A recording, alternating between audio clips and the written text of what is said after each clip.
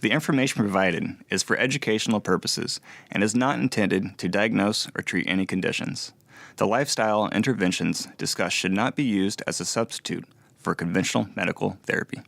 All right, everyone, welcome back to another episode of Integrative Wellness Radio. So we have been out on hiatus for a little while, but we are back in the podcast studio. We're super excited about it.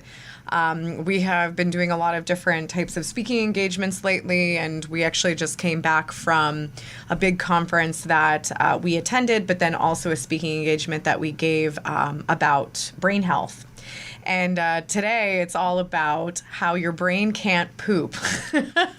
In the words of our mentor, Dr. Klinghardt, really just thought that was a very interesting way to put it. But really at the end of the day, it's really shedding light on the fact that our neurological system needs to detox just as much as the rest of us. And we tend to, hear about cleanses, juice cleanses, different types of detoxes, and they're always very focused on the gastrointestinal system.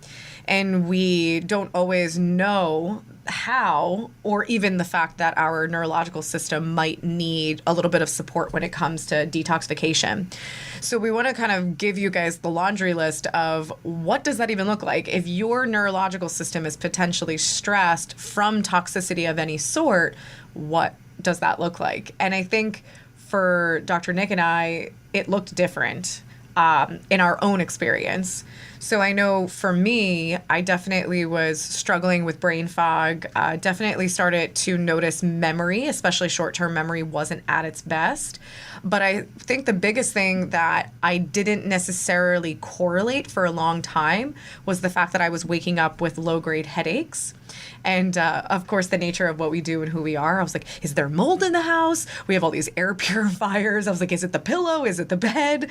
And many dollars later, it had actually turned out that a lot of it had to do with some issues with how my brain and sinuses were detoxing, which we're going to obviously dive into and elaborate further on. But for Nick, why don't you explain a little bit more about, the things you noticed with yourself as well? I mean, short-term memory was a big thing as well. Mm-hmm. I would say underlining, it was more of just energy. A lot of times I didn't have the potential of energy that I knew, kind of like that storage center. So I was always never pretty much going throughout the day with, a full load.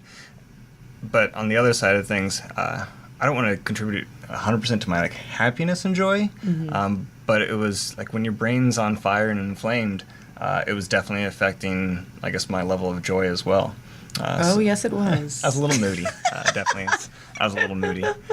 But, I mean, honest to God, it's like when looking, especially at the clientele and the direction the world's going, dementia is mm-hmm. starting to be, or will be, 100% the biggest detriment and problem that we'll be facing, if not already, into the near future. I was just going to say, if not already. Yeah. And I think it's a lot of us live in fear of that as well, because when we have a friend or a family member who has dealt with neurological decline, if it was dementia or full-blown Alzheimer's, it is one of the most heart-wrenching things to go through. Oh, it's horrible. I remember watching my grandma go through it, and she started with dementia.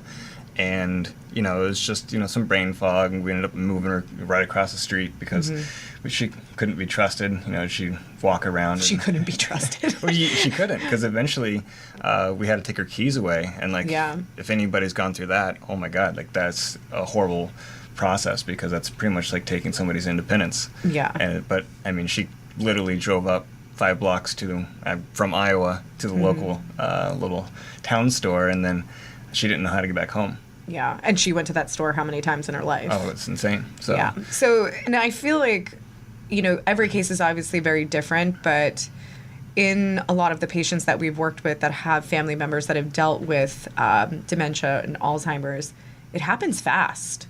It's kind of like there's a lot of symptoms that go under the radar, which I want to definitely elaborate further on. But I feel like you start noticing, getting lost, or, they're not remembering things they normally remember. And then the diagnosis happens, and I feel like really, really quickly they decline. Yeah, I always talk about it's just the body's pretty resilient and adapts pretty well until it doesn't. And that's the problem with the brain, is that when you go through, you can really not really acknowledge a lot of the symptoms until you hit that threshold, and then the body's like, no, I'm done with this. And that's when, you go from brain fog to literally straight on memory loss, to go through having a lot of pain. Sometimes that's in joints as well, because anytime the brain's inflamed, all those nerves controls every single organ, every single tissue in the body. So sometimes it will show up more musculoskeletal, but then other times it can show up from the brain-gut connection, can create a lot of stress on the gastrointestinal system as well. Well, I want to break this down for people, because I think that, we all can resonate with our own symptoms, but to give you the tools to kind of know where you fall in this category of, is your neurological system stressed? Is your brain detoxing properly? Because I know for especially myself and also all of the patients that I work with, it looks different across the board. When you're dealing with the low-grade issues, you could be struggling with the brain fog, the memory loss, like you can't remember where you put your keys pretty often. You keep losing your cell phone. Nick. There's things like that that are happening. When you start to eventually lose your long-term memory, what you need to know is that's a progression. Because the way that the brain works is it takes short-term memories and transfers them to long-term memories. So your long-term memories, that conversion has happened. And the way that the brain works is that you have to have pretty significant decline in that part of the brain to start losing those long-term memories. So that's definitely a progression for people to be aware of. But then even more in with that is waking up with bloodshot eyes, or consistently having bloodshot eyes, consistently having headaches. And some people call it headaches. Some people say, oh, I have sinus pressure. I just have sinus pressure all the time. Chronically having a sore throat, or swollen tonsils or swollen glands in the neck. These are other signs. And most people don't know they have swollen tonsils or swollen lymph nodes, but it's really... They call it post-nasal drip. But I would say, honestly, the majority of most neck pain is from lymphatic stress. It's really not a bad... sometimes posture and, everybody's on their phone. But honestly, it's this position. But it's the people that have the neck pain that do the physical therapy, they do the chiropractic, they do the massage even, and it keeps coming back. Correct. It's because it's not truly a musculoskeletal issue. It's truly a lymphatic issue. And, even on that note of pain, so one of the things that I talk about a lot in my webinars is in relation to like neurological fatigue and neurological pain, because when we have physical pain in our body, we obviously attribute that to physical pain. We say, oh, what did I do to my elbow? What did I do to my knee? Oh, it must be my old injury. But if you have pain that moves around, that you wake up and you're like, what the heck did I do to my elbow? My elbow's killing me. And then the next day it's like, what did I do to my knee? My knee's killing me. Pain that moves around is not going to be your arthritis moves around. It's not the way that it works. That is an indicator that it's coming from the top down, and it's more of a neurological pain pattern. So I think that that's a really important thing to classify, because so many of us are struggling with pain, and then we're trying to obviously fix the joint or deal with the arthritis or get injections, and we're not getting better. 100%. The last one that I think is really important too is if you're a person that, you have your daily routine. Say you commute to work, it's a half an hour there, half an hour back. Then you go on a family trip and you're traveling, a longer distance. You're going 2-3 hours in the car and you're the driver. So then you get to your destination and you feel physically fatigued. You get out of the car and you're like, oh my gosh, I need to take a nap. In reality, why would you have so much physical fatigue? All you were doing was, holding the steering wheel and moving the pedals.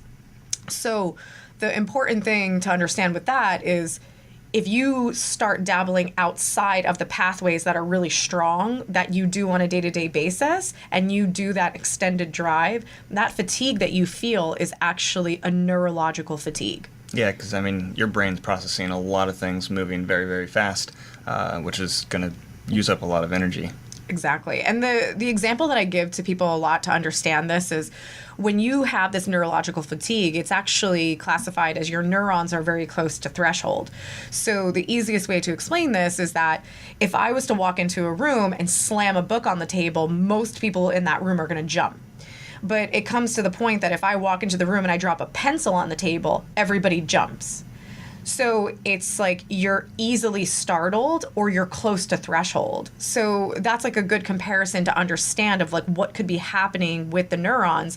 And obviously this can be a big attribute to anxiety as well. Yeah, 100%. And to add on, one of the things that most people, it's starting to get a little more acknowledgement, but are the concussions, but also the small head injuries that, it's not a big deal. But this is like the compounding aspect of things. So it's like you may have a concussion, the body adapts, you didn't do anything for it, yada, yada, yada, go on. But then years later, there's still some inflammatory reactions happening in the brain.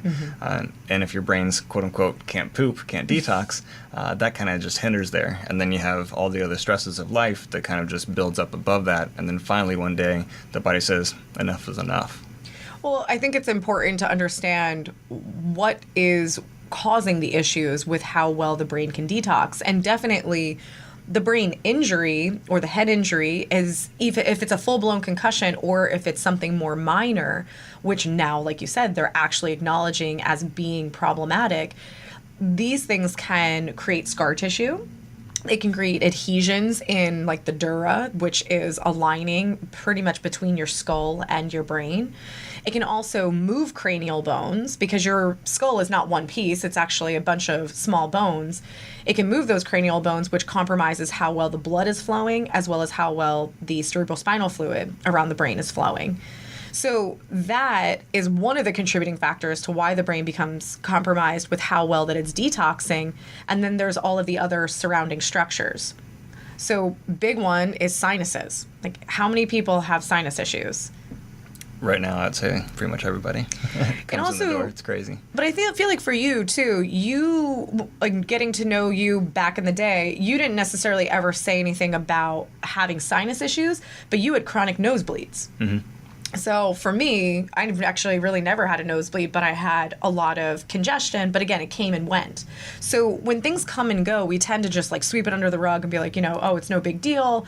I have allergies and I never had allergies, but if you look at pictures of me, my face used to be like, your mom didn't even know it was me. That may have been all the milk corn that you ate in Iowa. Just a little bit dairy, yeah.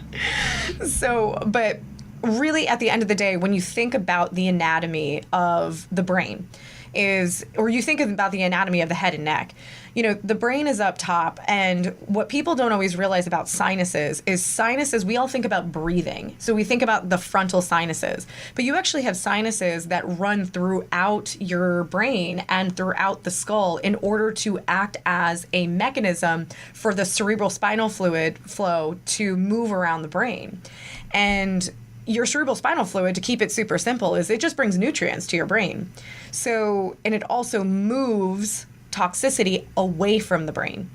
And all of that dumps into the veins that are in the neck. So if you're the person who's had tons of neck injuries, maybe you've had surgeries, fusions that have built up scar tissue. You also have a lot of swollen glands because maybe you've had chronic sinus infections, chronic sore throats.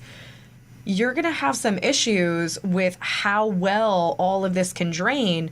And it's literally because it's almost like somebody put their foot on the hose. Yeah, 100%. And it's like, and now more than anything, I'd say walking through the door is people have a thyroid issue too. And if somebody has a thyroid issue, there's inflammation with that. When there's inflammation, that creates a more problem for the detoxing of the brain. But I would say most physicians aren't looking at the aspect, even with a lot of thyroid issues, they're not looking at how well the brain's detoxing, because all that stress is just going to go and create more of an inflammatory stress onto the thyroid again. Well, even in my webinar that I did, I think it was 2 months ago, we were talking about the brain, and I was talking about a case study that I had, and this woman came in with headaches, and she came in with brain fog and memory loss as well. The other thing that I noticed was that she had lack of facial expression, and she was also walking with her legs pretty far apart as well, like she was unstable. which are all signs of Parkinson's. So I started asking a lot of questions neurologically, but one of the things that I mentioned in the webinar was that when somebody comes to me with brain fog, migraines, I'm not necessarily thinking like, what's going on with your brain? I'm thinking, what's going on with your lymph nodes? What's going on with your sinuses? What's going on with your tonsils? What's going on with your ears? Are those draining? What's going on with your mouth? Do you have a bunch of dental work? Do you have infections in your mouth? Have you had surgeries on your neck? So, and people that are watching are like, oh my gosh, like I didn't even think about it that way. But all of those things are extremely significant because they can all be playing a role, or one or two of them could be playing a role. Yeah, I mean, when you look at any condition, especially neurological, it's like, great, it's awesome to figure out which parts aren't working, which maybe not firing, too high, too low, but then end of the day, you want to figure out the cause. So, if it was a past thing, making sure, make better decisions, but if it's a current thing, then we can change some of those lifestyle decisions. Well, one thing too is for those of you that are listening that are brand new to this topic, and then there's some of you that might be listening that are, really been in this world for a while, and there might even be confusion for both parties because number one, you might be thinking if you're into this world, there's a barrier around the brain. So how are toxins getting into the brain? And then if you're brand new to this, you might be thinking, what are toxins, number one? Or number two is, what can possibly negatively impact my brain that would lead to brain fog, dementia, Alzheimer's, things like that. So this is the most fascinating part is just nowadays there is so much that we are exposed to on a day-to-day basis that comes from air, water, but there is an increasingly large amount of chemicals being used in the farming industry, which is exposing us to tons of things that are probably completely off of the radar. I was going to say most of them aren't even tested yet, so that's the more scary component to it. Well, and I think statistically, they say that there's over 262 pesticides, herbicides that are on the crops nowadays, especially if you're leaning towards the conventional non-organic foods. So just food alone is one of the primary ways we get exposed to these things. And then on top of it, there are a lot of heavy metals, mercury that's in fish. And then there's, different types of chemicals that can show up in the water. Some of the additives in our pharmaceutical drugs, like dyes, there is formaldehyde in some drugs. There is a lot of different compounds that you would be very surprised when you look at the ingredient label. But the point is that the toxicity is causing damage to the blood-brain barrier, which is allowing things to get into the brain that shouldn't normally get there. And with that being said, is parasites are one of them. And for those of you that are like, this is weird, there's no such thing as parasites, or that's not even possible, is literally you can go onto YouTube and I think it was UPenn that did the study on Toxoplasma gondii, which is the reason why they tell you to not change the cat litter when you're pregnant, is because that parasite comes from cats, specifically in their fecal matter, and they do not want you to get exposed to the feces by changing the litter box because of the risk of getting exposed to this specific parasite, which ends up in the capillaries of your brain and creates massive inflammation and even small hemorrhages. Yeah, it literally destructs pretty much blood vessels. TNT blowing that up. So... But really quick, going back, I just wanted to give a little awesome website. So scorecard.org, check that out. It tells you put in your zip code, tells you all your air quality, water quality.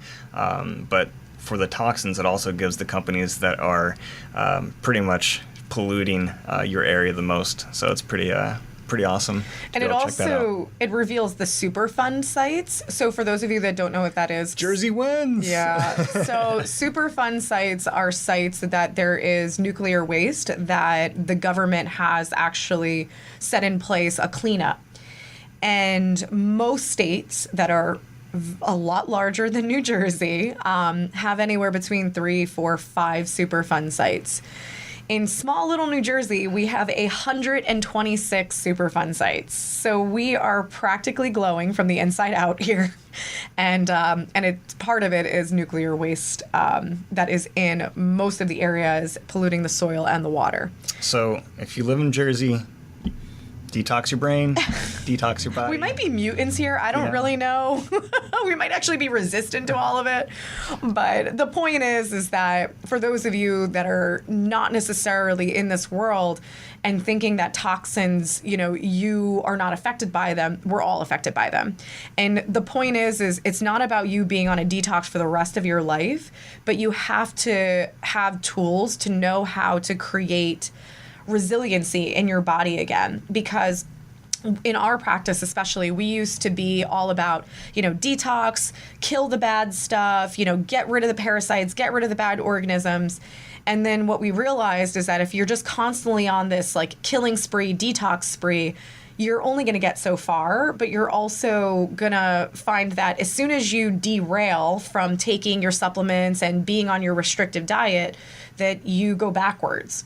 So we've worked really hard to figure out, how can we help the body to be more resilient? And it's really about using methods appropriate for the person so that their detox pathways actually work again. Yep. And when it comes to the brain, of course you need your kidneys working, you definitely need your liver working and your gut working properly, aka you need to urinate, you need to drink water, you need to poop, you need to eat, foods that make sure that you're not constipated. But at the same time, you also need to consider how well your sinuses and your lymphatic system is actually working. So you want to talk about some ways to detox the brain? Of course. So one of the other big things is that there's no cookie cutter, one size fits all protocol for this. This is all about what is necessary for the person. So if you're having, an evaluation done and we're able to decipher, well, a lot of the limitations with how well your brain is detoxing is because your tonsils are huge. Or the fact that you don't have tonsils and all of your lymph nodes are really congested, as well as they're really compromised in the head and neck. Or you've had a boatload of head injuries and that's causing you to not have proper blood flow to the brain. So you have to consider all of those pieces of the puzzle in order to set the person up on the right track.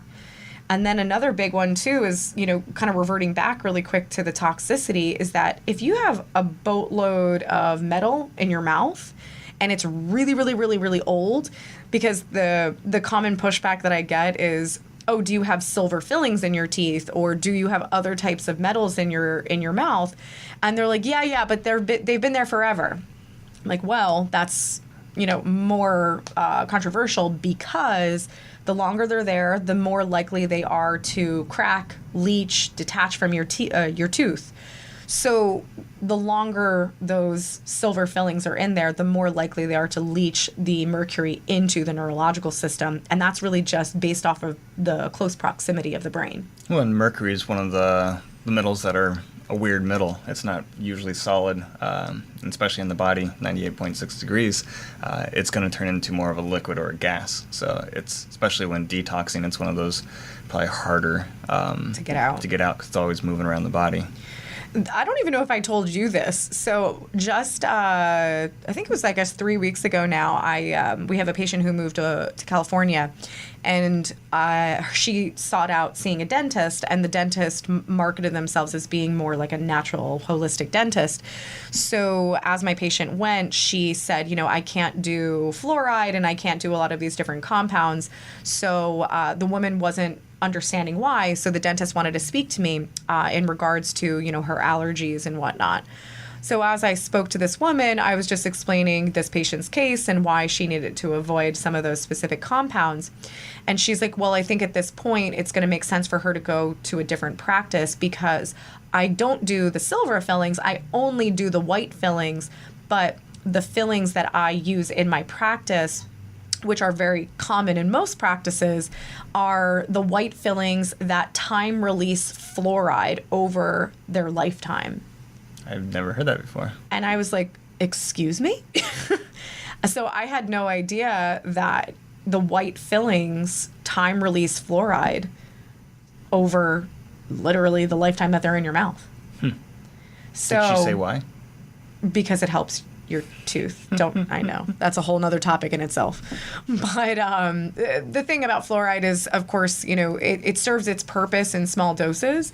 But the thing is when we're getting exposed, through our cleanings, we're getting exposed through it being in the fillings, then getting exposed to it in vitamins and water. It's definitely something that can actually burden the body. It's a neurotoxin. Yes. So, with that being said, some of the major things that can be done in order to improve how your brain is detoxing.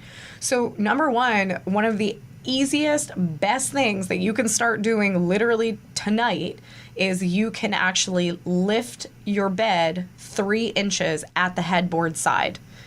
So all you have to do is if you go on Amazon and you look up, I think they're called bed raisers. They're literally used for like college kids that are raising their bed to put, their stuff underneath the bed because the dorm rooms are tiny.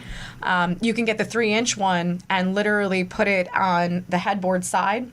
Your bed will be on the slightest bit of an incline, but that little bit of an incline will actually improve how your brain is draining just based off of position. So you want to do it actually underneath the legs of your Yes. bed, not the mattress. Yeah. Unless your mattress is on the floor, but that's still, I don't know how well that would work. Yes. So that's like a really, really easy tip. What's funny about it is we knew about doing this. We didn't do it for so long. I don't really know why. I think we didn't have anything to put underneath the bed. So we're like, you know what? Screw it. Let's go just grab some books from the library. And we did it, and we put it underneath the pegs of the headboard. And that morning, I think I had my best night's sleep ever. well, yeah, Nick would move around so much. He didn't move around. He woke up actually refreshed. I woke up without a low-grade headache, and I was like, oh no, our brains are toxic. So with that being said, we both went through and figured out what the root cause was for ourselves. But for me, I had chronic sinus issues as a kid. I haven't necessarily suffered with sinus issues as an adult, but one of the things that constantly comes up in my testing that we do at our office integrative wellness group is that I have enlarged tonsils. It's called quinsy. It's when you actually have abscesses that are built up in the tonsils. So it's interesting because as I started to work on my tonsils and also start to work on the lymph nodes of my neck, and everything started to work better and the inflammation started to go down, I was like, oh, this is what it's like to have normal sized tonsils. So like that's an important thing, is that you don't know what you don't know. I literally have had large tonsils, but they're so my normal, so they don't feel bad to me. But they're clearly creating a very big obstacle for how well my brain can actually detox when I sleep. Mine was the opposite. Yours was in the front. It's the balance. Mine was in the back. So we have lymph that goes pretty much down right underneath your occiput.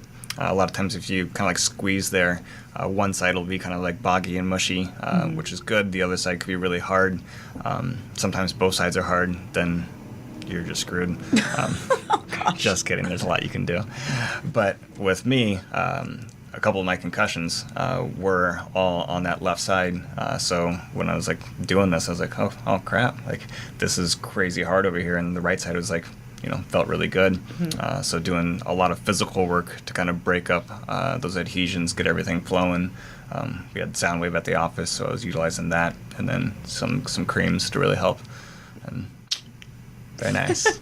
Well, some of the specifics, again, you can go so many different ways with this, but one of the best therapies for helping your brain detox is craniosacral therapy. Fortunately, we have an amazing craniosacral practitioner in our office that has done a lot of advanced trainings and also does something called glial cell.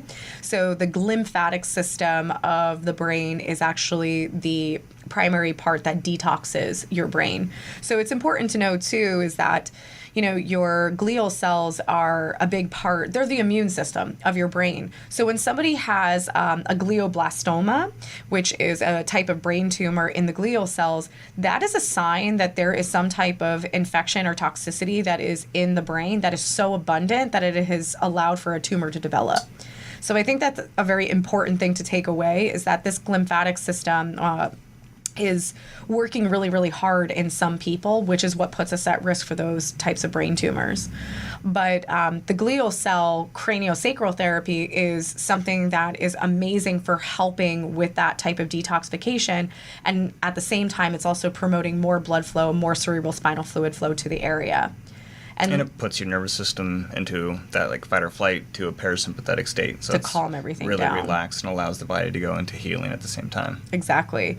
And like Dr. Nick said, is like sometimes you need to do some other types of physical work. So if you're the person who has a lot of neck injuries, or you have a really abnormal curvature, or maybe you have some type of, low-grade scoliosis, you might need to do some type of chiropractic physical therapy that's going to work on fixing that structure. Secondary to that is if you have a lot of adhesions in your lymph, you can use something like a sound wave therapy or ultrasound, which goes over those areas to kind of get things moving properly. Use gua Sha, or even like a lymph massage. I will make a disclaimer about that is if you're listening and you've never done any type of lymphatic work in your life and you're like, oh my gosh, I listened to this podcast, I'm going to go get a lymph massage, chances are you will get really sick.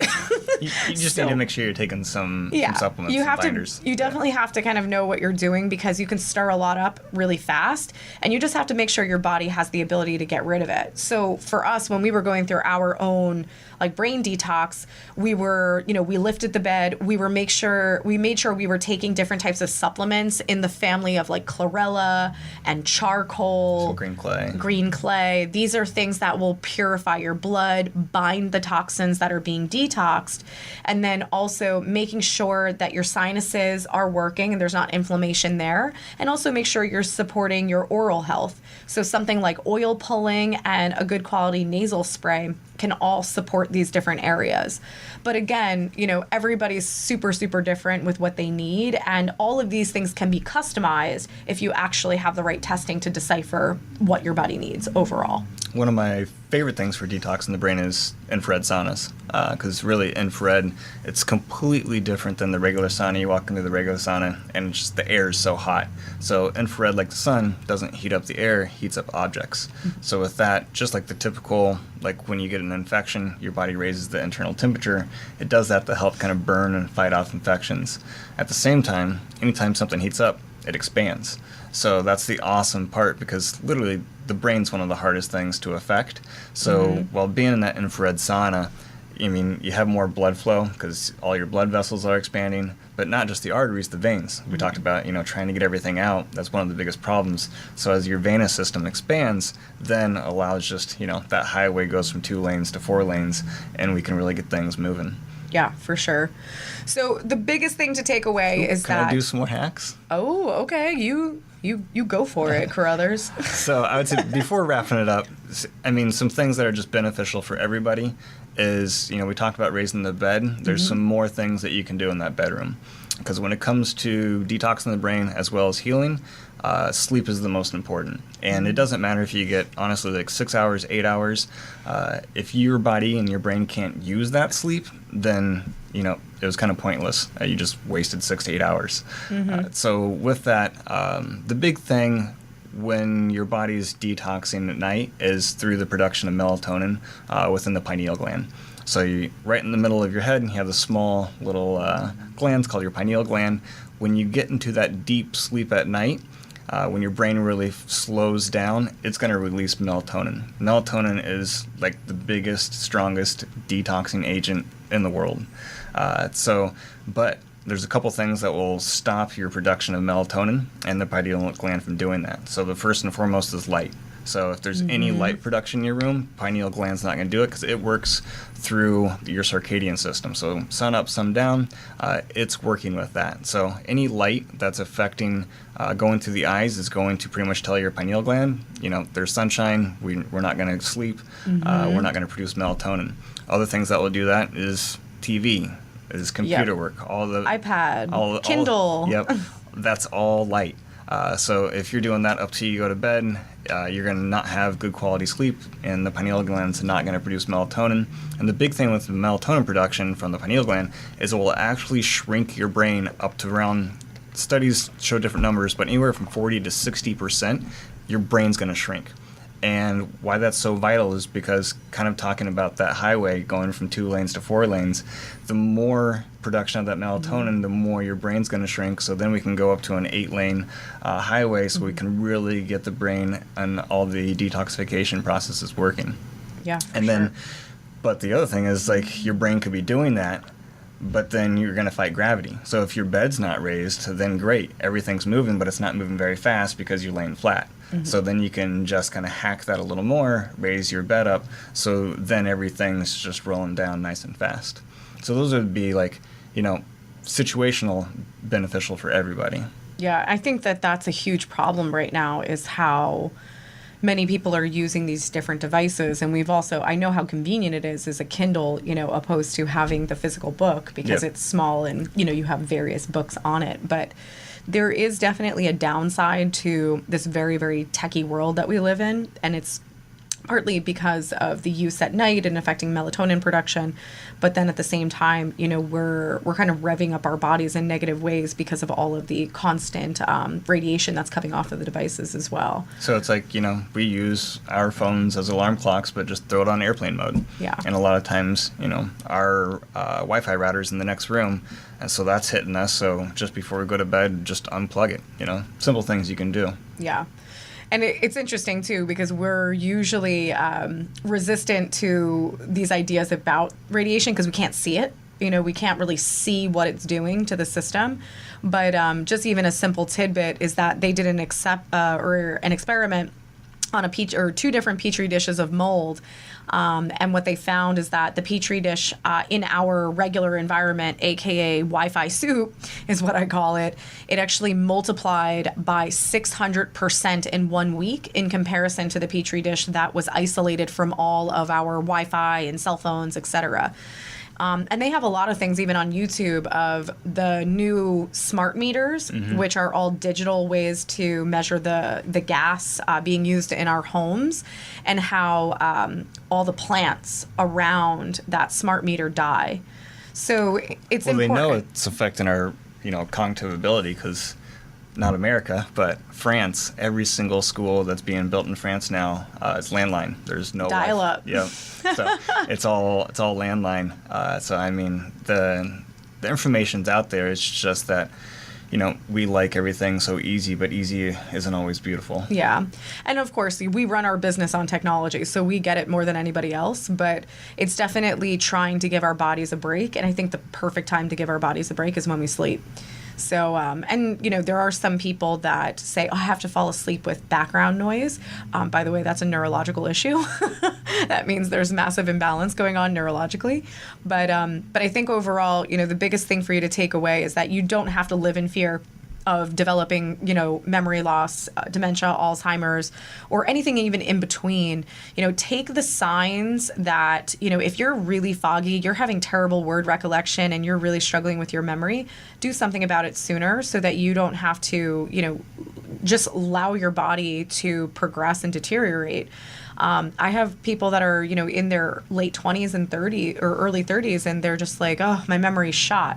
I'm like, you're too young to be saying that. So if it's like that now, where's it going to be in 20 years from now? And it's, peace of mind too. It's like if you go through and you get the evaluation done, you know where you are and you know what you can do, then it's just also like that fear in the limbic system, that drives inflammation too. So it's just being able to take that one step even further. Well, and I think it's, the biggest thing is that your traditional doctors are not necessarily evaluating for these types of things. You go to a neurologist and you talk to them about your sinuses, your tonsils, your lymph nodes, they're going to laugh at you. And that's what's sad about it, is they're not necessarily piecing the puzzle together. So your neurological issue, as severe as the diagnosis can be, we're working with people with multiple sclerosis, we're working with people with ALS, Lou Gehrig's disease, and these are people that their neurological system is compromised because of toxicity, because of poor circulation, because of the chronic sinus infections that they took